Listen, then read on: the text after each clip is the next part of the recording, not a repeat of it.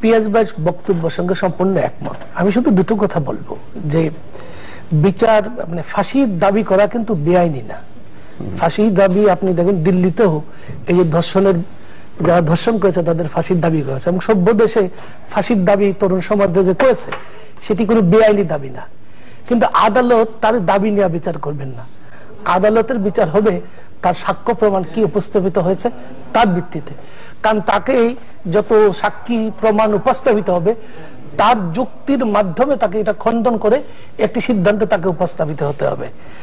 কাদের মোল্লার ক্ষেত্রে আপনি মতি ভাই দেখবেন যে তার বিরুদ্ধে গুরুতর 6টি অভিযোগ ছিল, তার মধ্যে 5টি আদালতে প্রমাণ হয়েছে। কিন্তু এই 5টি আদালত কি দৃষ্টিতে প্রমাণ করেছেন সেটি হচ্ছে একটা বিবেচনার বিষয়। এই 5টি অপরাধে কাদের মোল্লাকে নৈতিক সমর্থন এবং সাহস এবং সহায়তার অভিযোগ আসছে তার বিরুদ্ধে।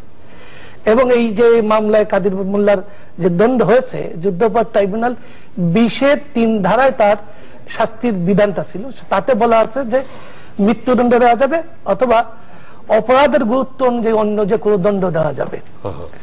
এখন আপনার এইখানে আদালতের কাছে যেসব সাক্ষী উপস্থাপন করেছে তাতে দেখা গেছে যে একটা ঘটনা আমি বলি মতি ভাই, যে তার বিরুদ্ধে মিরপুরে আলোকদি গ্রামে 344 জনকে গুলি করে হত্যার অভিযোগ ছিল।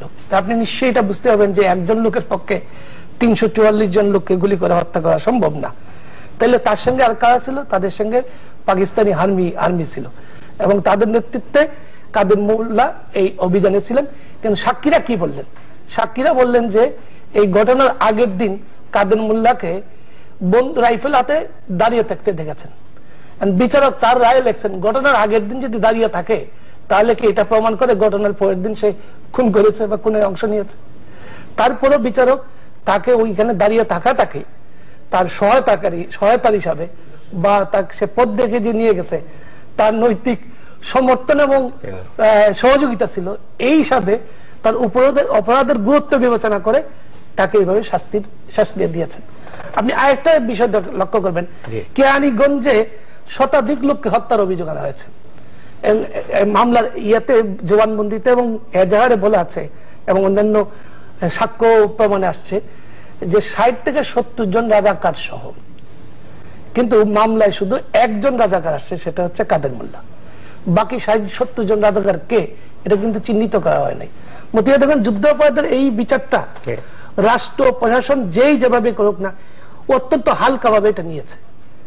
এটাতে রাষ্ট্র, আমি মনে করি এটাতে কখনো তারা সিরিয়াস ছিল না। আপনি দেখবেন এই এত বড় একটি বিচার যেটা একটি আন্তর্জাতিক প্রেক্ষাপট আছে এবং মানে এটি খুবই গুরুত্বপূর্ণ আমাদের জাতীয় জীবনের জন্য। তার জন্য বাংলাদেশে যুদ্ধাপরাধ ট্রাইব্যুনালের জন্য কোনো গবেষণা সেল ছিল না। আপনি যেমন একটা প্রসিকিউটর তদন্ত দল করা হয়েছে, এই তদন্ত দল হচ্ছে আমাদের